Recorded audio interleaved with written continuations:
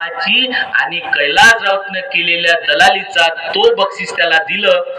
परिणय फुके साहेबांनी, देवेंद्र फडणवीस साहेबांनी त्याला तो बक्षीस दिलं आणि तो आता त्या समितीचा अध्यक्ष आहे. पण ती समिती गोवाऱ्याच्या एकाही कामाची नाही. मग आम्हाला एवढे डोकं नाही तरी आम्ही समाजाचे नेते, तरी समाजाला बुडवण्यासाठी आम्ही एकदम दोन पावले समोर. म्हणून मित्रांनो, घाबरायचं कारण नाही, कारण आम्हाला लढावं लागेल. मी तुम्हाला हे याच्यासाठी सांगतोय, कुणामध्ये विरोध किंवा दुश्मनी करायसाठी नाही. मग आम्हाला आता पॉवर हे काम आमचं कोण करेल? महाराष्ट्राच्या विधानसभेत 288 आमदार आहे. एकही आमदार आमची बाजू मांडत नाही.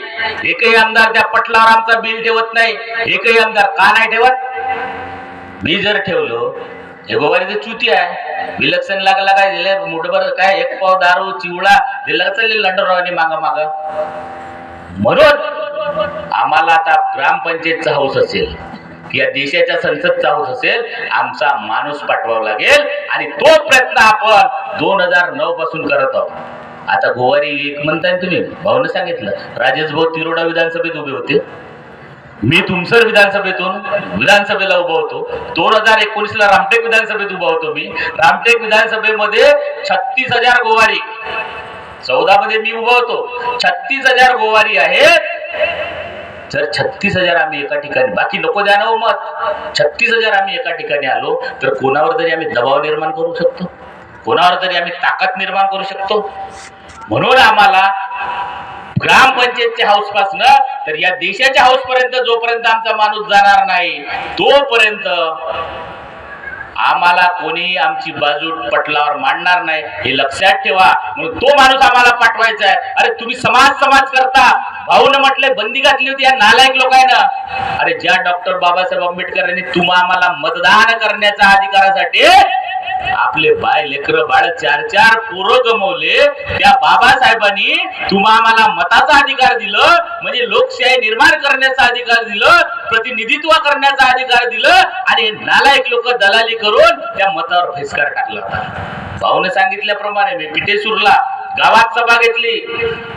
इकडे ते जांभोरा, ते तुमचं ते काय भाऊ हनुमान मंदिर गाव चांदपूर बोंडेजी गाव में नहीं, बाप का गाव है क्या? पण भगवान बोंडेला एकाही गोवाऱ्यांची लायकी म्हणजे अवकाश झाली नाही की बोंडेला थांबवून द्यायची. त्यांच्या गावात जाऊन सभा घेतल्या, त्यांना सांगितलं आणि तेव्हा त्यांनी सांगितलं बोंडे साहेब आम्हाला हे सांगितलं. मग तुम्ही समाजाचं नेतृत्व करत होते ना. मग त्या अविनाश सोनवाने सारख्या माणसाला इंडिपेंडेंट, मी पक्षाकडून उभा आणि त्याला पक्षाची तिकीट नाही तरी राय भगवान बोंडेच्या विरुद्ध उभा. अरे या दूधकवरे गुरुजीला फोन केलं शेवटच्या दिवशी कांद्रीमध्ये, बोंडे साहेब आपण बसू म्हणे, आम्ही तुम्हाला समज. अरे गुरुजी आलेच नाही, नामदेवराव ठाकरे आले नाही. मग कसला समाज, कोणासाठी काम करायचं?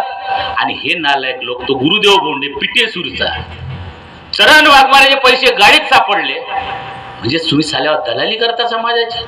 तो अविनाश सोनवाने त्याला आधीच सांगितलं होतं विलक्षण होत नाही तर बीजेपी मध्ये प्रवेश. मग तुम्हाला दलाली करायची होती, मग समाजाला कशाला वेटीस धरता? नाही बहिष्कार आहे, त्या बापका राजे बहिष्कार आहे. म्हणून सरपंच आहे आता ज्यांनी बहिष्कार टाकलं, मी तुम्हाला सांगत आहे तुमचा कार्यकाल जोपर्यंत उपसरपंच आणि ग्रामपंचायतची बॉडी बसली आहे, ज्या लोकांनी इथं बहिष्कार टाकलं होतं त्याला साधा प्रमाणपत्रही द्यायचं नाही.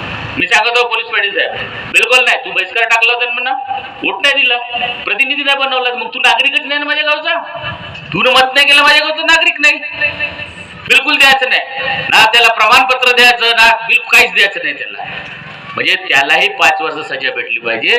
म्हणून लोकप्रतिनिधी निवडण्याची प्रक्रिया म्हणजे विलक्षण. मग तू उभा राहा ना, आणि ते आम्ही करून दाखवलं. आमचे राजेश भाऊ आंबडारे त्याच ताकदीनं तिथून लढले.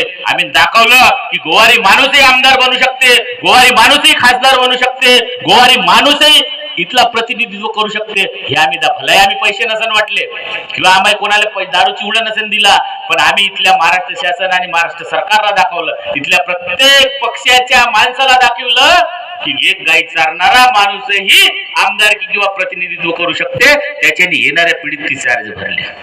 म्हणून यांची बिलकुल ऐकायची नाही. आणि ते जे सांगितलेलं आहे ते या गावासाठी नाही, अजून 2-3 गाव आहे तिथं. तू तिकडे गेला, तू गोंडगोवारी मी गोवारी, त्या